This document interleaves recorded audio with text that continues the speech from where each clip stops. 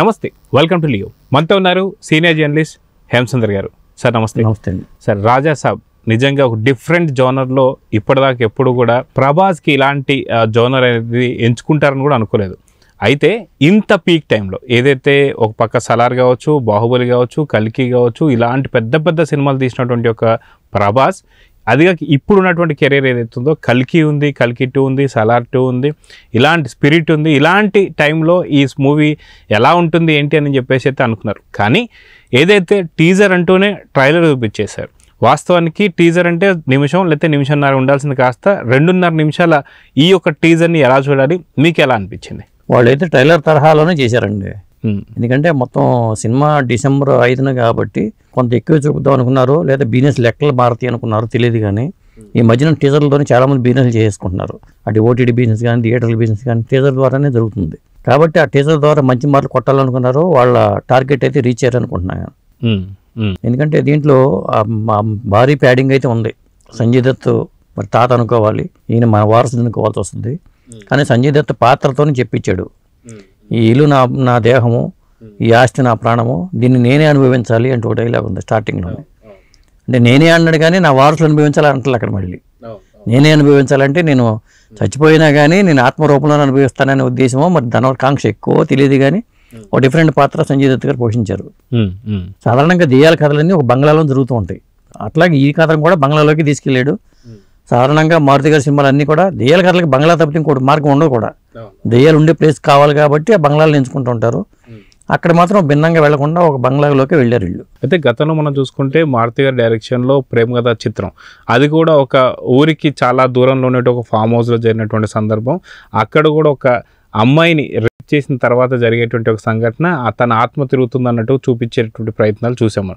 అయితే ఇప్పుడు వచ్చేసి ప్రభాస్ ఒక రాజులకు సంబంధించినటువంటి ఒక వారసుడిలాగా, అదే వాళ్ళ తాత సంజయ్ దత్, వాళ్ళ నాన్న కూడా ఒక దయ్యంలాగా ఉంటూ ఇప్పుడు కుర్రోడుగా వచ్చినటువంటి ఒక ప్రభాస్ లుక్ లాగైతే మనకు కనిపిస్తుంది. అయితే లాస్ట్ ఎండింగ్లో కూడా తాత వైరు కొరికేసాడేమో చూడండి రా అని చెప్పేసి అనేటువంటి సందర్భాలు కావచ్చు. అసలుకి ఇప్పుడున్న పరిస్థితి అంతంత మాత్రమే అంటూ అదొక పదాన్ని వినంగానే మనకి ఏదో ఎలక్షన్ టైంలో గుర్తు రావడం కావచ్చు. అదే కాక ఏ జగన్నాథ్ క్యా హో రా అని చెప్పి. సో ఇట్లా ఫన్నీ డైలాగ్స్ ఎలా అనిపించాయి? అంటే మారుతి అంటేనే కామెడీ జోనరు. ప్రభాస్ పెరండే హీరో అయిన తర్వాత ఇప్పుడు బాహుబలి ఒక డిఫరెంట్ సబ్జెక్టు, కల్కి ఒక డిఫరెంట్ సబ్జెక్టు, ఇప్పుడు ఇది ఒక డిఫరెంట్ సబ్జెక్టు. పైగా పాన్ ఇండియాలో హారర్ సినిమా చేయటం అంటే ఫస్ట్ టైం అనుకోవాలి ప్రభాస్ హీరోగా. ఇది సపరేట్ జోనర్ అనుకోవాలి. అంటే ఒక విధంగా ప్రయోగాత్మకంగానే వెళ్తున్నాడు కథలింపికలో. సలార్ కూర్చున్నది ఒక మాస్ సినిమా. ఈ తరాలు చూసుకుంటే హారర్ జోనర్లో పాన్ ఇండియా సినిమా ఫస్ట్ టైంగా ప్రభాస్ చేయడం అనేది ఒక గొప్ప విషయం. ఆ తరహాలోనే మారుతి అంటే డైలాగ్స్ పరంగా చూసుకుంటాం మనం. సాధారణంగా ఓల్డ్ గెటప్ చూసిన తర్వాత ప్రభాస్ ఇదేంటి ఓల్డ్ గెటప్లో ఉన్నాడు, ఇంకో యంగ్ ప్రభాస్ ఉంటాడో లేదో అనుకున్న సందేహాలకి పటాపంచలు చేస్తూ ఇవాళ వాళ్ళు టీజర్లో చూపించారు. పైగా ట్రయాంగిల్ లవ్ స్టోరీ, అంటే triangle love story plus with horror ఎలిమెంట్స్తో కలిపి చేసిన సినిమాగా మనం దీన్ని చెప్పాలి. అది కాక మనం చూసుకుంటే ఈ యొక్క టీజర్లో మాత్రం అంటే ఓల్డ్ గెటప్ వేసినటువంటి ఒక ప్రభాస్ మాత్రం కనిపించలేదు. ఓన్లీ సంజయ్ దత్ యంగ్ గెటప్లో ఉన్నటువంటి ప్రభాసే కనిపించాడు. సో ఓల్డ్ గెటప్లో ఉన్న ప్రభాస్తో ఉండేటువంటి ఒక అప్డేట్ కూడా త్వరలోనే రాబోతుందంటే ఏమంటారు? అంటే ట్రైలర్లో చూపించవచ్చు ఆ ఓల్డ్ గెటప్ వెనకాల కథ ఏంటి అనేది.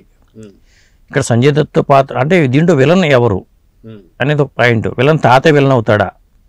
దెయ్యాలతో ఉన్న ఎలిమెంట్స్ కాబట్టి తాతకి అంత ధనకాంక్ష ఏంటి? తాతే విలనా? తాతని మరి వారసును అనుభవించకుండా ఎందుకు జరిగింది? వారసుడు ఎక్కడికి వెళ్ళిపోయాడు? ఆ వారసు ఇతనేనా? ఇతని వారసుని తెలిసిన తర్వాత దెయ్యం ఏమైనా కామైపోతుందా? ఇలాంటివన్నీ ఉంటాయి, ఊహించుకోవాల్సింది మనం. ఇక మెయిన్ విలన్ అంటూ ఒక పాత్ర కనపట్లేదు కాబట్టి ఆ ఇంట్లో అంత సంపద రాజుల వారసులుగా మరి అనుభవించకుండా నేనే అనుభవించాలనే తాత ఎందుకు అనుకున్నాడు ఏమిటి అనే వెనకాల పెద్ద కథ ఉండి ఉంటుంది. అంటే ఆ ఎలిమెంట్స్కి ఒక ట్రయాంగిల్ లవ్ స్టోరీకి ముడిపెట్టి సినిమా నడిపినట్టుగా మనం భావించాలి. ఇది అయితే మనం చూసుకుంటే సంక్రాంతికి వస్తున్నాం అని చెప్పేసి అని సంక్రాంతికి వచ్చినటువంటి ఒక ఆ సినిమా 30 కోట్ల బడ్జెట్తో దాదాపు 300 పైచీలకు వసూలు చేసిందని చెప్పుకోవచ్చు. అయితే అంటే కామెడీకి ఎంత పెద్ద పీఠం వేస్తారు ఏపీ ప్రజలు అనేది కావచ్చు, తెలుగు ప్రజలు అనేది అందరికీ అర్థమైపోయింది. సో ఇప్పుడు ప్రభాసే కామెడీ చేస్తుంటే, అంత పాన్ ఇండియా హీరో కామెడీ చేస్తుంటే ఇది ఏ లెవెల్ కలెక్షన్స్ కొల్లగొట్టబోతుందంటే ఏమంటారు? అంటే ప్రభాస్లో ఆ కామెడీ టైమింగ్ ఉంది. కొన్ని సినిమాల్లో మనం డైలాగులో కొన్ని చూసాము, పూర్తి స్థాయిగా దీన్ని మలిచి ఉండొచ్చు. ఇంకా ప్యాడింగ్ కమెడియన్ ఆర్టిస్ట్ కూడా దీంట్లో వీటీ గణేష్, అతని టైమింగ్ మనకు తెలిసింది. చాలా సినిమాల్లో ఆ టైమింగ్ డిఫరెంట్ టైమింగ్తో ఉంటాడు అతను. అలాంటి ఆర్టిస్టులు కూడా ఉన్నారు. మొత్తానికి ఆర్టిస్టుల పరంగాను కేర్ తీసుకున్నారు. మరి కామెడీ పరంగాను దీంట్లో విషయం ఉంది. తమన్ బీజిఎం కూడా ఒక హైలైట్ అని చెప్పాల్సి వస్తుంది. హారర్ సినిమాల్లో మరి తమన్ బీజిఎం కూడా మంచి మార్కులు పడినాయి. ఓవరాల్గా ఏంటంటే టీజర్ని ట్రైలర్ లాగా రిలీజ్ చేశారు. దానికి పైగా వెంటనే రిలీజ్ అయిన వెంటనే దీనికి ఒక పాజిటివ్ వైపు వచ్చింది. మా విఎఫ్ఎక్స్ వర్క్ కానీ రాజుల సంబంధించిన అంతా విఎఫ్ఎక్స్ వర్క్లో చేశారు వాళ్ళు. అక్కడ కూడా మంచి మార్కులు పడ్డాయి. సాధారణంగా విఎఫ్ఎక్స్ వర్క్కి విమర్శలు వస్తూ ఉంటాయి. ఈ మధ్యకాలంలో వచ్చిన వాటిలో మిరాయి ఒకటి, అఖండ 2 ఒకటి, ఇప్పుడు ఇది ఒకటి, ఈ 3 కూడా మంచి మార్కులు కొట్టేసి నేను చెప్పాలి. టీజర్లతోనే బిజినెస్ పరంగా వాళ్ళు ముందుకెళ్ళిపోతున్నారని చెప్పొచ్చు. అయితే అదిగాక ఇప్పటిదాకా ఇంత భారీ బడ్జెట్ కావచ్చు లేదా ఇంత విఎఫ్ఎక్స్ వర్క్స్తో మాత్రం మారుతి గారి సినిమాలు ఇప్పటిదాకా రాలేదు. కానీ ఈ రోజు వచ్చినటువంటి టీజర్ ఏదైతే ఉందో అది నిజంగా బాహుబలి గెటప్ లాగా, కట్అవుట్ లాగా టీజర్ కూడా ట్రైలర్ లాగా మారిపోయింది. సో ఆ ట్రైలర్లో ఉన్నటువంటి విఎఫ్ఎక్స్ గురించి మీరేం చెప్తారు? విఎఫ్ఎక్స్ ఈ టీజర్లో వచ్చిన విఎఫ్ఎక్స్ అయితే అద్భుతంగా ఉన్నాయి. కాకపోతే ఇప్పుడు చాలామంది ఏమంటారంటే ప్రభాస్ లుక్ మారిపోయాడు, చాలా ఇదిగా మారిపోయాడు అనుకున్నారు. కానీ దాన్ని చెక్కి పెట్టేలాగా ఆ లుక్ అయితే ఉంది. చాలా యంగ్ లుక్లో చక్కగా ఉన్నాడు. ఆ విషయంలో కేర్ తీసుకుని చేసినట్టుగా అనిపిస్తుంది మనకి. ఖచ్చితంగా ఈ లుక్ అనేది అక్కడే పడిపోయినాయి మార్కులు. ముఖ్యంగా ప్రభాస్ ఫ్యాన్స్ అయితే ఖుషి అయిపోతారు లుక్ పరంగా చూసుకుంటే. ఖచ్చితంగా మళ్ళీ ఒక మన మారుతి ఈ సినిమా ఒప్పుకున్నప్పుడు ప్రభాస్ తప్పు చేసేయడమో, మారుతి లాంటి డైరెక్టర్కి అవకాశం ఇచ్చాడు ఏంటి అనుకున్నారు. కానీ ఆ విమర్శలు చెక్ పడేలాగానే ఈ టీజర్ అయితే ఉంది.